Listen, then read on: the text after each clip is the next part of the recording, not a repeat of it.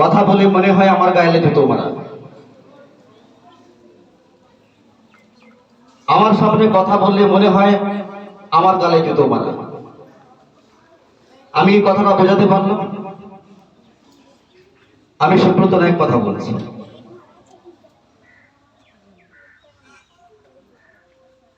এটা আমাকে তৈরি করতে হয়েছে।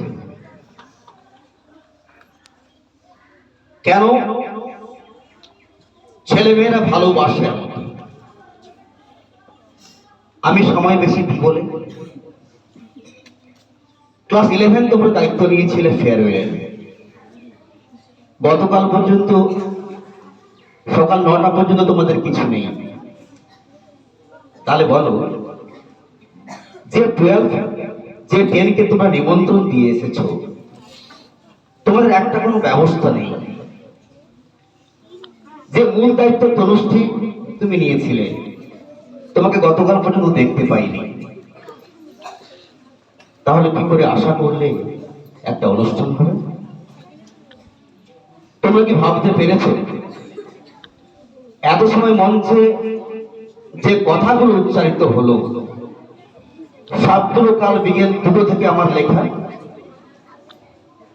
বলো, শেষ অবস্থায় সকালে এসে বলো স্যার আমরা বক্তব্য রাখবো, লিখে দিয়ে রাত্রি পর্যন্ত চলছে। এবার প্রশ্ন আসছে, কেউ কেউ বলে গেল ক্লাস 12 আপনার খুব প্রিয়। জীবনে বিভিন্ন মোড় আসে, যখন এই যে ওকে আমাদেরকে তাকাতে বলো, তুমি দাঁড়াও, তুমি দাঁড়াও, তোমার সম্বন্ধে প্রথম দিকে অবজেকশন আছে। তুমি একটা ছেলেকে প্রথম দিন জলে ফেলে দিয়েছিলে। সহ্য করতে হয়, আমাকে দেখে শেখো আমি কেমন সহ্য করছি। বসো, অসুবিধা হলে তুমি বাইরে থেকে চলে যাও, চলে যাও চল। ভালো ছেলের যে গুণগুলো থাকা দরকার। আজকে দিগ্বিজয় বসে আছেন, সামনের বছর উনি চলে যাবেন। আমরা যারা মাস্টারমশাইরা আছি সকলেই এক এক করে চলে যাব। আমরা কৃত্রিম পৃথিবী তৈরি করি এখানে এসে। শুধুমাত্র পুঁথিগত বিদ্যা নয়, পুঁথিগত বিদ্যার আজকাল স্কুলে আসার প্রয়োজন হয় না। ইউটিউব দেখলে অনেক কিছু পেয়ে যাবে এবং পুঁথিগত বিদ্যা জীববাক্য হবে। যদি একটা ছেলে ভালো রেজাল্ট করার পরে আমি লিখি ফেসবুকে এই ছেলেটি আমার স্কুল থেকে এত নাম্বার পেয়েছে, সঙ্গে সঙ্গে কারোর না কারোর গার্ডিয়ান কমেন্ট করবে স্কুলের কোনো ভূমিকা নেই। তো ওটা তোমরা নিজেরাই করে নিতে পারো। এবার প্রশ্ন হচ্ছে ভালোবাসা। যে ভালোবাসা পৃথিবীকে বদলে দিতে পারে। আমরা বড় বড় সাম্রাজ্য দেখেছি, সম্রাট অশোক ভালোবেসে লাস্ট পর্যন্ত তার মত পরিবর্তন করেছিলেন। বুদ্ধদেবের ভালোবাসার হাঁটা চলছে ওয়াক ফর পিস। সেই ভালোবাসা কোথাও না কোথাও আমাকে বেঁধে দিয়েছে ক্লাস 12। আমরা প্রত্যেকে বাড়ির সন্তানদেরকে ভালোবাসি। এমন কিছু কিছু মানুষজন আছে যাদের সন্তান নেই, তারা কি সন্তানকে ভালোবাসতে পারে না, সন্তান স্নেহ দিতে পারে না? মাদার তেরেসার কি সন্তান ছিল? তিনি কি সন্তানকে ভালোবাসেননি? বিদ্যাসাগরের তো কন্যা সন্তান ছিল বলে আমি জানি না, তবু সারা বিশ্বে কন্যা সন্তানের জন্য যা কিছু করেছেন তার মূল্য তিনি কি পেয়েছিলেন? সমাজ থেকে 17 বছর তিনি নির্বাসনে ছিলেন। যে বিবেকানন্দ, একটু অসুবিধা হচ্ছে তোমাদের আর 2 মিনিট। যে বিবেকানন্দ রামকৃষ্ণের ধর্ম প্রচারের জন্য যুবক গোষ্ঠীদের নিয়ে ক্রমাগত আলোচনা করছিলেন দক্ষিণেশ্বরের জায়গায়, তদানীন্তন শিক্ষিত মানুষরা বলেছিল বিবেকানন্দ নয়, বিবিকা আনন্দ, বউ নিয়ে ফুর্তি।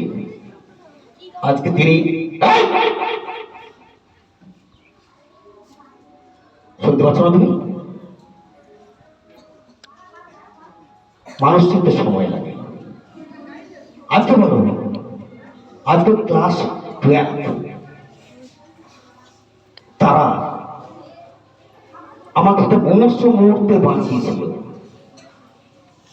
যখন সারা এলাকা ধরে নিয়েছে, কিছু কিছু মাস্টারমশাই ধরে নিয়েছে 31/25 ঘটনার পরে, যে আমার বোধ হয় সবকিছু শেষ হয়ে যাওয়ার কথা, তখন ক্লাস 12-এর ছেলেমেয়েরা আমাকে বাবা বলে ডাকা শুরু করলো। আপনি আমাদের বাবা, সমবেত ভাবে ক্লাস 12 ক্লাসে। আমি দেখেছি একটু ভালোবাসা মানুষকে কি পরিবর্তন করতে পারে। রাধা আমি এসেছি কিনা জানি না, আমরা সকলেই জানি দুষ্টু মেয়ে, পড়াশোনা করে না। সুপ্রিয়া, চয়নিকা। একদিন স্কুলে একটা টাকার তোলার প্রয়োজন হলো দেবকন্যার কাছে। আমি রাধাকে পাঠিয়েছিলাম, সুপ্রিয়াকে পাঠিয়েছিলাম, 1.5 লাখ টাকা নিয়ে আসবি ওখান থেকে। আমাকে ব্যাংকের ম্যানেজার বাজে কথা বলছে, আপনি কি আরম্ভ করেছেন? রাধা যাবে 1.5 লাখ টাকা নিয়ে? আমি এটা তো আমার ব্যাপার, আপনি ছেড়ে দিন। আমি জানি ভালোবাসা মানুষকে কি দিতে পারে। আজকে চয়নিকা বসে আছে, অনেকেই বসে আছে ক্লাস 12 কেন, আমি প্রথম থেকে যদি বলতে পারি এমন কিছু ছেলে মেয়েকে জানি যারা বছরে একদিন বাবা বলে ডাকতে সুযোগ পায় না। অনেকের আছে বাবা থেকেও বাবা নেই। বহু দৃষ্টান্ত আমার কাছে আছে। তারা তো বাবার ভালোবাসা চায়। একদিন আবেগের সঙ্গে চয়নিকা বলেছিলেন, স্যার আমার বিয়ের সময় আপনি যাবেন তো স্যার? আরো কিছু কথা, যে কথাগুলো হৃদয়ে নাড়া দিয়ে চলে যায়। 31 তারিখের ঘটনায় যখন আমাদের যমুনাকে বাজারে বলা হয়েছিল যে কুৎসিত কথা, যেটা জীবনের সবচেয়ে আমার বড় পাওনা, যে মানুষটি প্রথম থেকেই ভালোবাসা দিয়ে সমাজ গড়তে চেয়েছি। আজকে অমিত বাবু আছে, সুরজিৎ বাবু আছে, সোহেব বাবু আছে, সবাই আছে। আমি যদি হোস্টেলে একদিন থাকতাম, হোস্টেল কোনো ছেলেরা রাত্রিবেলায় হোস্টেল রুমে থাকতো না। স্টাফ রুমে আমার কাছে ঢালাও বিছানা করে শুতো। যদি একজন সুযোগ না পেত কান্নাকাটি করতো। তার শেষ লক্ষ্য এখনো ফারুক হোসেন আছে। এটা কিসের জন্য? এটা কি কেউ ভাবতে পারবে? বর্তমান পৃথিবীতে কেউ ভাবতে পারবে একটা হেডমাস্টার মশাইয়ের কাছে হোস্টেলের সমস্ত ছেলেরা শোয়ার জন্য কান্নাকাটি করছে? এটা পৃথিবীতে কখনো কেউ শুনতে পেল না। আমার দিনটা শুরু হয় সৌম্যদ্বীপের চুম্বন দিয়ে। এই সৌম্যদ্বীপ আছে। প্রথম যেদিন সৌম্যদ্বীপ ভর্তি হতে 5-এ আমি বলেছিলাম, সৌম্যদ্বীপ তুমি এবং আমি একসঙ্গে বিদায় নেব। সেই আবেগ প্রতিদিন সকাল শুরু হয় সৌম্যদ্বীপকে আলিঙ্গন করে চুমু দিয়ে, শেষ হয় সৌম্যদ্বীপকে দিয়ে। আজ থেকে 10 বছর আগে ফারুক মারুফ হোসেনকে দিয়ে শুরু হতো। আর পুরনো স্কুল 12 বছর এক ইতিহাস আমি করে দিয়ে এসেছি, যেখানে 32 বছরের একটা মাস্টার মশাইকে 18 বছরের মেয়ে বাবা বলে সম্বোধন করতো। এখন মাস্টার মশাই স্ত্রী, ওই দিকে ফেসবুকে লিখেছিলাম। 31 তারিখের ঘটনার পরে আমাদের এই প্রাক্তন ছাত্রী প্রতিটি অনেকেরই হয়তো মনে থাকবে। কার নাম? আমাকে 5 মিনিট সময় দেবে না, বন্ধ করে দেব।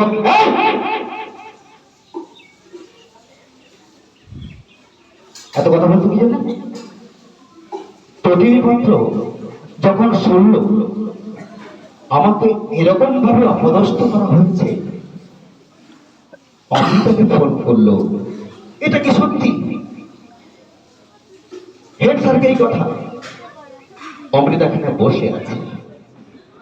আমি আশা করেছিলাম কেউ কেউ আমার সহকর্মী এটাকে নিয়ে একটু চিন্তা ভাবনা করবেন। কিছু কিছু গার্ডিয়ান আমাদের 12-এর ছেলেমেয়েদের কাছে বিভিন্ন প্রশ্ন করেছে। তারা একান্তে আমার উত্তরও নিয়েছে যে কেন আমার সম্বন্ধে এত কথা কেন। আমি তার উত্তর আমার মতো দিয়েছি। প্রত্যেকেই বলেছেন আমি মাস্টারমশাইদেরকে নিয়ে চলতে পারি না, কন্টিনিউ কথা আসছে। আজকে দেখবে যে আছেন, কিছুদিন পরে উনি চলে যাবেন। আমাদের যারা মাস্টারমশাইরা আছেন আপনারা অনেকেই চেনেন অনিমেষ বাবুকে। অনিমেষ বাবু কিছুদিন আগে ব্রেন স্ট্রোক হয়েছে, 5 মাস তার কর্মক্ষেত্রে যাওয়া বন্ধ। এই স্ট্রোকটা বহুদিন আগে আমার হওয়ার কথা ছিল। হয়তো ছেলে মেয়েদের শুভেচ্ছা, হয়তো ছেলে মেয়েদের ভালোবাসা, হয়তো রচনা স্বপ্নদের আমাকে আগলে রাখা। 31 তারিখের পরে একদিন মন্টুদা এসে বলছিল এদেরকে, তোরা খবরদার স্যার কাছে আসবি না, যে মানুষটির চরিত্র নিয়ে এত কথা হচ্ছে তোরা আসিস কেন। এই যে রোগার স্বপ্নটি চিৎকার করে বলেছিল, আমাদের বাবার কাছে আমরা আছি, কি করার আছে কার করুক। সেই মেয়েগুলো আমি ভালোবাসতে পারি না। স্বপ্নারা রচনারা যখন আমার কাছে থাকে তাদের মাদেরকে ফোন করে দিতে হয়, আপনার মেয়েটি আমার কাছে আছে। মাস্টারমশাই কোনো চিন্তা নেই, আমরা তো আছি। সেই ট্রেডিশনটা ছড়িয়ে দিয়ে গেছে জয়শ্রী, অন্বেষা, বাঁশি সবার কাছে। যে ওদের বাংলা বলে আপনার কাছে আছে, চিন্তা নেই। কিন্তু বড় যে আঘাত আমি পেয়েছিলাম, সেখানে আমার একটা জীবন শেষ হয়ে গেছে। যদি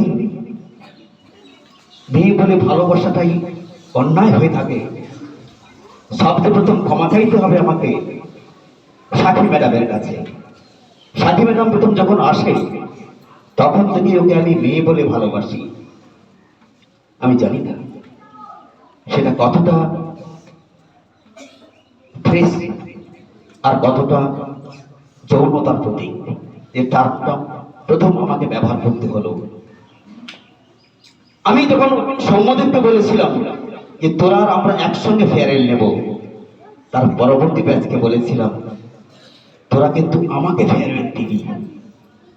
আজকে যে 1 ঘন্টার অনুষ্ঠান তোমাদের সামনে উপস্থাপিত হলো, এটা 33 বছর ধরে আমি করে আসছি, প্রথম থেকে প্রথমস্থ স্কুলে। কারণ এটা ভালোবাসার লক্ষণ। কিন্তু আমাকে যে গালিমা দেওয়া হলো, আমি সে উত্তর পাই না। আমাকে বলা হয় আমি স্টাফ নিয়ে চলতে পারি না, স্টাফকে ভালোবাসি না। আজকে তোমাদের বিদায়ক্ষণ সাধন আমাকে বাবার মতোই ভালোবাসে, প্রতিনিয়ত আমার কাছে কথা শুনতে চায়। আমি সাধনকেই যারা ভালোবাসো তোমাদেরকে বলতে চাই, আমি ধরে নিই এরপরে আমি কথা বলার সুযোগ পাবো না। কে বলতে পারে আগামী দিন আমি ভালো থাকবো না, আগামী দিন অনিমেষের মতো 5 মাস আমি স্কুলে আসতে পারবো না। ভালোবাসাই আমার জীবন। তোমাদের একজন মাস্টারমশাই এখানে আছেন, রাত্রি 8টার সময় আমাকে ফোন করলো যে স্যার আমার বাবার কঠিন অসুখ, স্যার আপনাকে এক্ষুনি 2 লাখ টাকা ব্যবস্থা করে দিতে হবে, আমি এক্ষুনি বেরিয়ে যাচ্ছি। আমি কপর্তক শূন্য, বাড়িতে আমার একটা পয়সা নেই। আমি হ্যাঁ আমি ব্যবস্থা করে দেবো। আমি সারা রাত্রি পাথর প্রতিমায় ছুটেছি, সমস্ত দোকানদার, সমস্ত মাস্টারমশাই আমাকে 2 লাখ টাকা দিতে হবে। বলে মাস্টারমশাই আজকে কিছুতেই পারবো না। আমি সেই মাস্টারমশাইকে ফোন করলাম, আপনাকে আসতে হবে না, কাল সকালে আমি টাকা নিয়ে এগিয়ে যাবো। ভোর 4টে থেকে গোটা পাথর মাথা প্রতিমা তন্ন তন্ন করে 2 লাখ টাকা নিয়ে আমি সেই মাস্টারমশাইকে দিয়ে এসেছিলাম তার বাবার চিকিৎসার জন্য। এটা কি ভালোবাসা বলে না? একজন মাস্টারমশাইয়ের বাবা মা, মাস্টারমশাই চলে গেছে, বাবা মা এসে বলছিল আমার মেয়েকে বাঁচান স্যার, আমার বিকলাঙ্গ শিশু আছে, যেভাবে বাঁচাতে হবে, আপনি যেভাবে ছুটির ব্যবস্থা করে দেন। আমি 1.5 থেকে 2 বছর ছুটির ব্যবস্থা করেছিলাম। এমন মাস্টারমশাই তো আছেন যাকে একদিন আমি জয়েন করাতে না পারলে 6 মাস তিনি স্কুলে আসতে পারতেন না। এমন একটা দিদিমণি আছেন যে সে তার কান্না ভেজা গলা এখনো আমার কণ্ঠে ভাসে, আমার বাবাকে বাঁচান স্যার, সঙ্গে সঙ্গে যেন সর্বস্ব সমস্ত পৃথিবী আমি ঢেলে দিই। শুধু কি স্টাফের জন্য? অমৃতা এখানে আছে। আমি চোখ অপারেশন করতে গেছি, অমৃতা কান্না গলা ভেজায় বলছে স্যার আমার বন্ধুর ভাই বাঁচবে না স্যার, আপনি কিছু করুন। আমি বললাম তুই কাঁদিস না, যত টাকা লাগে আমি দেবো, শুধু তোর বন্ধুর বোনের ফোন নাম্বারটা আমাকে দে। আমি যোগাযোগ করে এখান থেকে কলকাতা নিয়ে গেলাম, আমি কৃষ্ণা এবং কুসুম। আমাকে একজন ম্যাডাম বলতে চেয়েছিলেন, স্যার আপনি কেন আমাকে বাবা বলেন না? আমার এই কথাগুলো বারবার বুকে বাজে। যদি আমি কারোর বাবা হতাম, যদি আমি কারোর সহযোগী বন্ধু হতাম, তাহলে কি একদিন আমার কষ্টকে জানতে আসতে পারত? পৃথিবীতে character is lost, all is loss.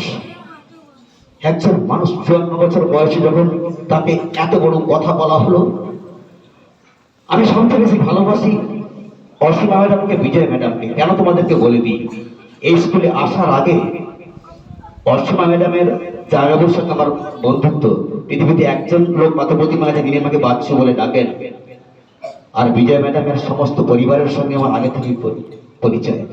আমি ওদেরকে খুব রসিকতা করি। আমার এখন তো মনে হয় বিজয় ম্যাডামের মেয়ে যেদিনকার এসেছিল আমি কোলে বসে চুমু খেয়েছিলাম, আজকে সেটা মনে হলো না তো? কারো ক্ষেত্রে মনে হতো না? যদি হয় যে না এর মধ্যে শালীনতা ছিল না, বারবার টুকরে টুকরে আমাকে কাঁদায়।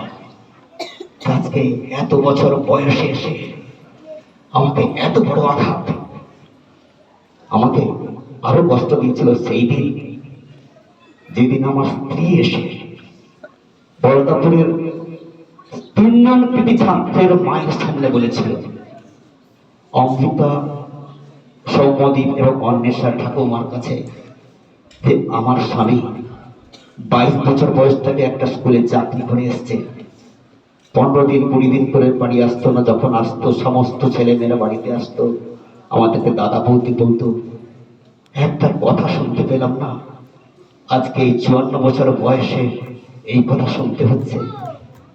আমার মনে হয়েছিল সেদিন আমার মরে যাওয়া ভালো ছিল।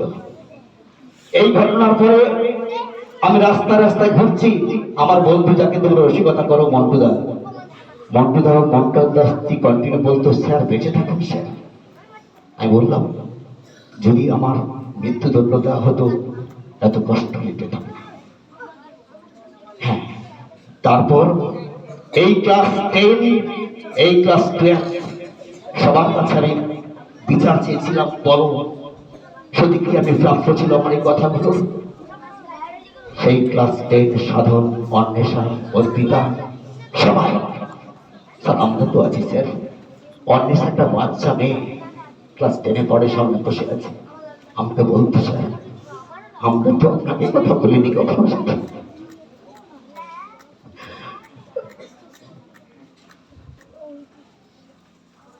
বলো, এরপরে তুমি বেঁচে আছি কেন? স্বপ্নাকে ভালোবাসবো না, তার তো কোনো ব্যাকগ্রাউন্ড নেই।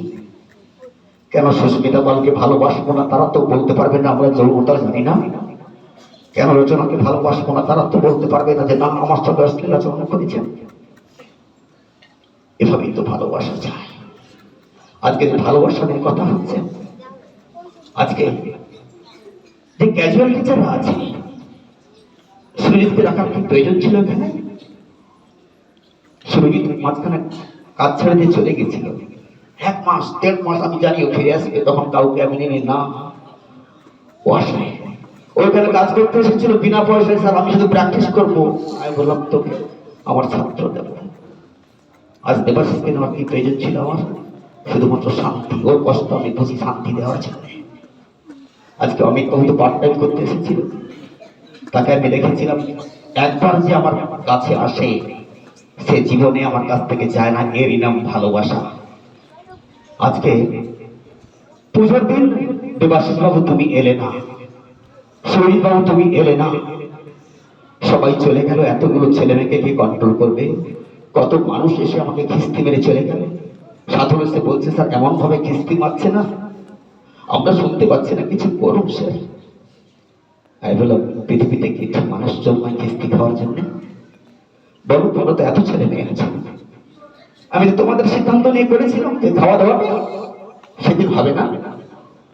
যার বাবা আমাকে খিস্তি মারলো, আমি কি বেজন্মা মানুষ? আমার বাবা মাকে আমাকে বেজন্ম দিয়েছে। প্রতিনিয়ত এই কথাগুলো তোমরা বলে যাচ্ছ কাদের জন্য? একটা মাস্টারমশাই এখানে লোকাল মাস্টারমশাই আছেন, তারা কি বলতে পারছে না এর স্যারের দোষ নেই? আমার মৃত্যু কিন্তু, আমার মানসিক মৃত্যু 31/7 তারিখে হয়নি। 31/7 তারিখ তোমরা সকলেই চলে গেলে, তারপরে ক্লাস 12, পরের দিন পরীক্ষা। এই রচনা স্বপ্না সবাই মিলে আমাকে পরীক্ষার ব্যবস্থা করলো। তারপর দিন পরীক্ষা ছিল, আমার সেদিনও মৃত্যু হয়নি। আমার মৃত্যু হলো যেদিন আমি স্টাফ রুমে শুনলাম আমাকে বলা হয়েছে, আপনি হেডমাস্টার যেমন ভাষা আসছে না, হেডমাস্টার যেমন কুকর্ম করে বেড়ায়, তার কুকুরগুলো কুকর্ম করে বেড়ায়। হয়তো সেই কথাটা শুনে আমার ছোট্ট কুকুরটা চলে গেছে আমাকে ছেড়ে দিয়ে। তার অপরাধ কি ছিল? সে আমি যখন ব্যায়াম করতাম আমার টেবিলে গিয়ে বসে করত। পৃথিবীতে যে সিস্টেম, প্রত্যেক মা প্রত্যেক দিন যখন ঋতুমতি হয় তার একটু রক্ত পড়েছিল, আমাকে অমৃতা বলে দিয়েছিল যে বাবা তুমি রক্তটা ধুয়ে দিও। আমি বললাম মা তুই চলে যা, আমি ধুয়ে দিব, কিন্তু আমার মনে নেই। আমাকে এত বড় কথা বলা হলো, আমরা একজন মাস্টার মশাই কেউ বলব। হতে পারে স্টাফ নিয়ে অনেক কষ্ট আছে, কিন্তু আমি সমস্ত বন্ধন ভালোবাসা দিয়ে থাকতে চেয়েছি। আমি জানি আমার ফেয়ারওয়েলে কেউ তোমরা দেবে না, আমি ফেয়ারওয়েলে আসবো না। আজকে কেন এই কথাগুলো বলছি জানো? একটা মানুষ সর্বোচ্চ চাকরি যদি 32 বছর হয়ে যায় না, সে ফুল পেনশন পায়। আমি যদি কাল থেকে ভাবি স্কুলে আসবো না, আমি পুরো পেনশন পাবো।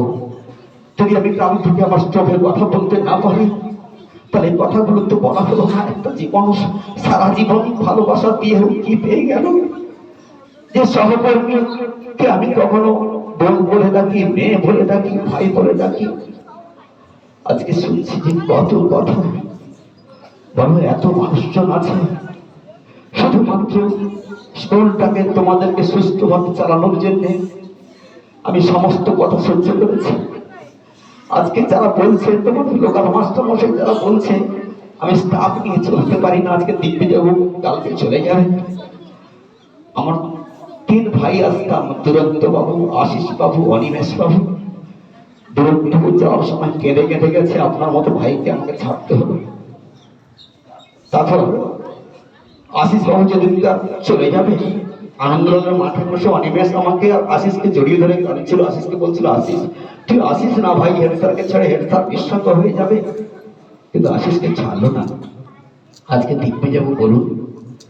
যেদিন আমি বলেছিলাম স্টাফে নবম চলে যাওয়ার পরে যে আশিস বাবুকে আর অনিমেষ বাবুকে একাডেমিক কাউন্সিলে না হোক, আজকে যে মাস্টার মশাই সপ্তাহে একদিন আসেন, শুধু শনিবারে আসেন, তিনি লবি করে বললেন না না না, দিগ্বিজয়বাবুকে আর অসিত বাবুকে দায়িত্ব দিতে হবে।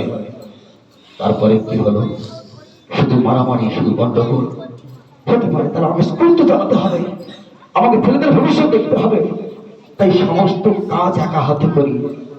আজকে বলো না, আজকে যারা বক্তব্য রাখলেন, তোমার তোমরা তো অনেক মাস্টার মশাইকে বলেছো স্যার একটু লিখে দিন না, লিখে দিন না। অনেকে বলেছেন না সময় হবে না, স্যারকে বল। আজকে অনুষ্ঠানটা কে করতো? ছাত্রছাত্রীদের এক্সটেলকে আমার বলার প্রয়োজন ছিল। ওরা জেনে যায় ওদের বাবা অপকর্ম করেনি। আমাকে ধন্যবাদ জানাতে হবে অসীমাকে। গভীর রাত্রে একদিন অসীমা ফোন করেছিল তার স্বামীকে দিয়ে, বলে দাদা এত ভেঙে পড়ছেন কেন? আইন তো আছে দেশে। তারপর যে প্রশ্নগুলো করেছিল সত্যি অবাক লাগে। আপনি কি ওই মেয়েটিকে দেখে একা থাকতেন, রাত্রে থাকতেন? আমি বললাম এই প্রশ্ন আমাকে করা হচ্ছে। এখনো বেঁচে আছি ছাত্রছাত্রী, কিন্তু এখনো প্রতিদিন সকালে আমার মাকে প্রণাম করে আসে। আমার মা বলে দুর্গা দুর্গা, এইটুকু আশীর্বাদ আমার মধ্যে আছে। জানি না কতদিন সুস্থ থাকতে পারবো, যে পর্যায়ে ক্রম চলছে। তাই হতে পারে আমার শেষ কথা, কারণ কি জানে ডাক্তার কোনোদিন বলে দেবে তোমাকে স্কুলে যাওয়া চলবে না, তোমার মনের কথাগুলো ডুবতে ডুবতে কাঁদবে। তখন তো অস্ফুট কান্না কাউকে বলতে পারবো না। তখন তো তোমরা বলবে আমাদের বাবা নিশ্চয়ই অপকর্ম করেছিল। তোমরা ভালো থেকো, সারা জীবন ভালো থেকো, শুধু কামনা করো 32 সাল পর্যন্ত যেন আমি বেঁচে থাকতে পারি। 32 সালের পরে আমি ঠিক সুস্থ থাকবো, এটুকু আমি এখনো ভগবান বিশ্বাস করতে পারি না। এটুকু যদি তোমাদের শুভেচ্ছা থাকে তাহলে আমি আছি। আর যতদিন বেঁচে আছি তোমাদের সমস্ত রকম সাহায্য, যেটা বিধানবাবু বলে গেলেন, স্কুল কম্পাউন্ডের মধ্যে কেন, বাইরেও সমস্ত রকম সাহায্য আমরা করবই। সবাইকে ধন্যবাদ। পরবর্তী অনুষ্ঠান সঞ্চালনের জন্য আপনাদের হাতে মাইক্রোফোন করছি।